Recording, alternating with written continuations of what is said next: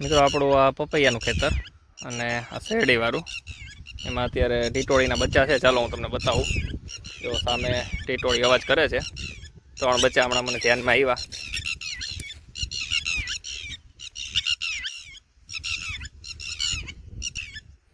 મિત્રો જો અહીં મારા પગ પાસે હતું તો પણ દેખાણું નહીં. જો એ રીતે સંતાઈને બેઠા હોય છે.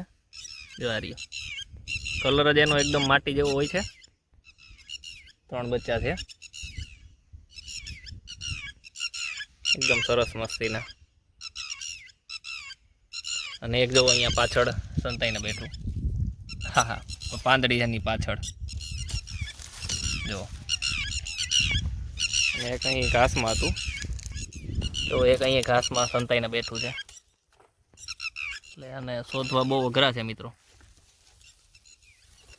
ચાલીને જતા હોય તો સફેદ દેખાય એટલે ખ્યાલ આવી જાય.